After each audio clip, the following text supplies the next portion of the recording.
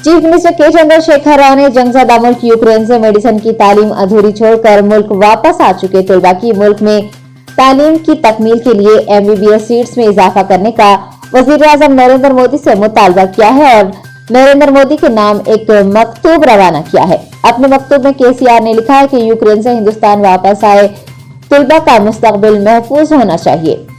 सिलसिला तालीम को जारी रखने के लिए उन्हें इजाजत देनी होगी। मेडिकल कॉलेजेस में यूक्रेन से वापस आए तलबा के लिए इजाफी सीट्स का इंतजाम किया जाना चाहिए। के चंद्रशेखर राव ने यह भी कहा कि यूक्रेन से तेलंगाना वापस होने वाले तलबा की तादाद 700 है। तेलंगाना से ताल्लुक रखने वाले तलबा की फीस हुकूमत तेलंगाना बर्दाश्त करेगी। उन्होंने वज़ीर-ए-आज़म से इंसानियत के नजरिए से इस सिलसिले में जल्द अज जल्द फैसला लेने की अपील भी की है। रियासत तेलंगाना में कॉन्ट्रैक्ट मुलाजमीन को बाकायदा बनाने के अमल में तेजी आ रही है। महकमा फाइनेंस की जानिब से तमाम महकमों को हिदायत दी गई है कि मुख्तलिफ महकमों में काम करने वाले कॉन्ट्रैक्ट मुलाजमीन की मुकम्मल तफसीलात महकमा फाइनेंस को फराहम की जाए। जिन कॉन्ट्रैक्ट ओहदों को बाकायदा बनाने के लिए मंजूरी दी गई है उनको रोस्टर पोस्ट और रूल्स और रिजर्वेशन के मुताबिक बाकायदा बनाया जाएगा। महकमा फाइनेंस ने तमाम महकमों के जिम्मेदारों को जल्द अज जल्द तफसीलात रवाना करने की हिदायत भी दी है। आपको याद दिला दें, 9 मार्च को असेंबली में तकरीर करते हुए चीफ मिनिस्टर KCR ने कहा था कि रियासत में कॉन्ट्रैक्ट मुलाजमीन नहीं रहेंगे। उन्होंने ये भी कहा था कि 11,103 कॉन्ट्रैक्ट मुलाजमीन की खिदमात को बाकायदा बना दिया जाएगा। 2 जून सन 2014 में क़याम तेलंगाना के वक्त से बरसर खिदमत कॉन्ट्रैक्ट मुलाजमीन को इंसानी बुनियाद पर बाकायदा बनाने का फैसला किया गया है, मगर चंद सियासी जमातों की जानिब से इस मसले को अदालत तक ले जाने की इतलात मिली है, जिसकी वजह से बाकायदा बनाने का अमल कुछ वक्त के लिए रुका हुआ था। हुकूमत तेलंगाना की जद्दोजहद के बाद गुज़िश्ता साल 7 सितंबर को अदालत ने तमाम अर्जियात खारिज कर दी, जिसके बाद हुकूमत ने 11,103 कॉन्ट्रैक्ट मुलाजिमीन की खिदमात को बाकायदा बनाने का फैसला किया। रियासती वजीर इंफॉर्मेशन टेक्नोलॉजी के तारक रामाराव अमेरिका के दौरे के बाद वापस लौटे हैं। उन्होंने दुनिया की मशहूर IT व फार्मा कंपनियों के सरबराहों और CEOs के साथ 35 इजलास किए और तेलंगाना में 7500 करोड़ रुपए की सरमायाकारी को यकीनी बनाया है। आपको याद दिला दें, KTR रियासत में सरमायाकारों को राग़िब करने के लिए आला ओहदेदारों के एक वफ्द के साथ 1 हफ्ते के दौरे पर अमेरिका रवाना हुए थे, जहां मुख्तलिफ कंपनियों के सरबराहों और CEO से मुलाकात करते हुए उन्होंने तेलंगाना हुकूमत की सनती पॉलिसी और रियासत में सरमायाकारी के मौक़ों से वाकिफ करवाया था। हुकूमत की रियायतें और हौसला अफजाई पर तफसीली रोशनी भी डाली थी, जिस पर क्वालकॉम और एडवेंट इंटरनेशनल के अलावा दूसरी मशहूर कंपनियों ने तेलंगाना में 7500 करोड़ रुपए सरमायाकारी करने से इत्तेफाक किया है। KTR ने अपने 1 हफ्ता तवील प्रोग्राम के दौरान मुख्तलिफ कंपनियों के अलावा वहां मौजूद NRIs के साथ भी मुसलसिल इजलास मुनाकिद किए। State council of educational research and training school education department wing ने जमात अव्वल से जमात नहुम के समेटिव असेसमेंट के लिए टाइम टेबल जारी कर दिया है। SAT इम्तिहानात 7 अप्रैल से 16 अप्रैल तक मुनाकिद किए जाएंगे। जमात अव्वल से जमात पंजुम के इम्तिहानात के औकात सुबह 9:30 से दोपहर 12 बजे तक होंगे और शशम जमात से नहुम जमात के इम्तिहानात सुबह 10 बजे से 12:45 तक होंगे। मुल्क भर में पेट्रोल और डीजल की कीमतों में इजाफे का सिलसिला जारी है। तेल कंपनियों ने आज भी पेट्रोल और डीजल की कीमतों में इजाफा किया है। पेट्रोल पर फी लीटर 90 पैसे और डीजल पर फी लीटर 87 पैसे बढ़ाए गए हैं, जिसके बाद शहर हैदराबाद में 1 लीटर पेट्रोल की कीमत 114 रुपये 51 पैसे जबकि डीजल की कीमत फी लीटर 100 रुपये 70 पैसे हो चुकी है। आपको याद दिला दें, 22 मार्च से मुल्क में पेट्रोल और डीजल की कीमतों में हर दिन इजाफा हो रहा है। सिर्फ 24 मार्च को ही इनकी कीमतों में इजाफा नहीं किया गया। बताया गया है कि 8 दिन के दौरान पेट्रोल और डीजल पर 5 से 6 रुपये बढ़ाए गए हैं। पुलिस कमिश्नर रचाकोंडा महेश भागवत ने कहा है कि हर बच्चा मुफ्त तालीम हासिल करने का हक रखता है और समाज में बच्चा मजदूरी के लिए कोई जगह नहीं है। रचाकोंडा पुलिस की जानिब से बच्चा मजदूरी को रोकने के लिए किए जा रहे मुख्तलिफ इक़दामात को देखते हुए पिक्सल स्टेट ऑर्गेनाइजेशन ने कीसरा मंडल में वाक़े वर्कसाइड स्कूल्स के 30 बच्चों में स्कूल यूनिफॉर्म की तकसीम अमल में लाई। इस मौके पर बात करते हुए IPS महेश भागवत ने इस इक़दाम पर महेश और उनकी टीम की तारीफ की है।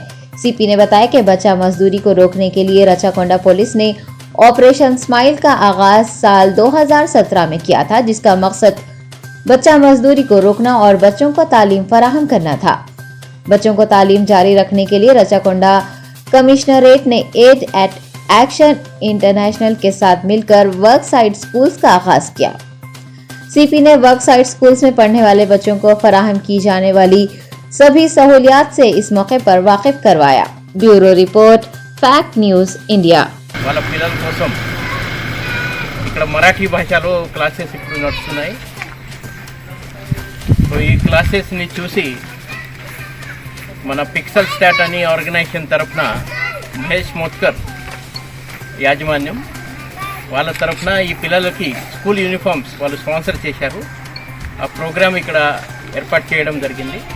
ఈ ప్రోగ్రామ్కి దాదాపు 30 మంది పిల్లలు, తర్వాత ఎయిడెడ్ యాక్షన్ తరఫున సురేష్ గుట్టా గారు, తర్వాత Cyberabad police commissioner Stephen Ravinder ने चौथे Cyberabad annual sports and games meet 2022 का इफ्तिताह अंजाम दिया, जो कि साइबराबाद पुलिस की जानिब से परेड ग्राउंड्स पर मुनक़िद हो रहा है। CP साइबराबाद स्टीफन रविंदर की जानिब से परचम कुशाई और शुरा के मार्च पास्ट के बाद इस स्पोर्ट मीट का आज आगाज हुआ।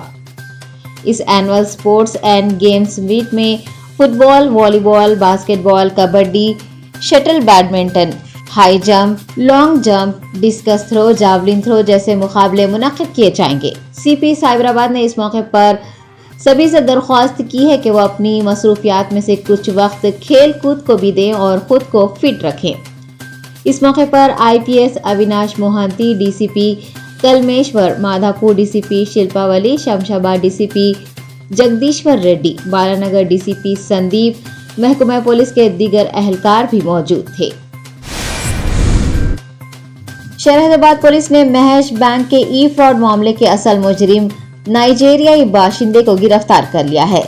स्टीफन उर्जी नामी शख्स ने अपने साथियों के साथ मिलकर 12 करोड़ से ज्यादा रुपयों का गबन किया था। CP हैदराबाद CV आनंद ने प्रेस कॉन्फ्रेंस करते हुए सहाफियों को बताया कि पुलिस एहलकारों ने मुल्क की कई रियासतों में मुजरिम की तलाश की और बैंक अकाउंट्स को हैक करने वाले इस मुजरिम को हिरासत में लेने में कामयाबी हासिल की। CP ने बताया कि 4 बैंक अकाउंट्स को हैक किया गया था और इंटरनेट बैंकिंग के जरिए 115 बैंक अकाउंट्स में रकम मुंतकिल की गई। बाद 115 बैंक अकाउंट्स में मुंतकिल की गई रकम को दीगर 398 बैंक अकाउंट्स में मुंतकिल किया गया। पुलिस के मुताबिक बेनिफिशियरी अकाउंट्स का ताल्लुक दिल्ली, हरियाणा, उत्तर प्रदेश, कर्नाटक, वेस्ट बंगाल, महाराष्ट्र वगैरह से था। CP ने इस केस से मुताल्लिक़ तमाम तर तफसील बताई है। 2 महीने बहुत गहरी तहकीकात करने के बाद काफ़ी ये केस के बारे में जानकारी मिली है। तो इसमें ब्रीफली संक्षिप्त में मैं कहना चाहता हूँ कि हैकर जो है वो कौन से देश में बैठा है हमको नहीं मालूम, अभी भी UK हो सकता है या नाइजीरिया में कहीं हो सकता है मोस्ट प्रोबेबली। तो उसने नवंबर के महीने में 200 फिशिंग मेल्स महेश बैंक के एम्प्लॉयज़ को भेजा था। 200 एम्प्लॉय को 200 मेल भेजा उसने, और उसमें 2 एम्प्लॉय वो जो फिशिंग मेल्स हैं उसको क्लिक किया। उन्होंने उनके बिजनेस के संबंधित विषय में मेल आया था तो उसने क्लिक किया। क्लिक करने पर उसका जो मेल है हैकर है वो उनके सिस्टम से कनेक्ट हो गया, क्योंकि उसमें रिमोट एक्सेस ट्रोजन एक था, वायरस का नाम है, वो ट्रोजन था, उसकी वजह से कनेक्शन हो गया। कनेक्शन होने के बाद ये हैकर की लॉगर सॉफ्टवेयर भेजा है वो दोनों सिस्टम में।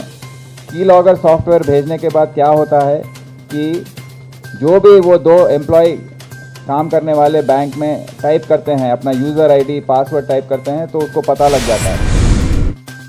चिकन बनाने से इनकार पर एक शराबी शौहर ने खुदकुशी कर ली। ये वाकया हैदराबाद के मजाफाती इलाके दुंडीगल में पेश आया है। बताया गया है कि रतन लाल नामी 32 साल शख्स अपनी बीवी और बच्चों के हमरा दुंडीगल इलाके में रहता था।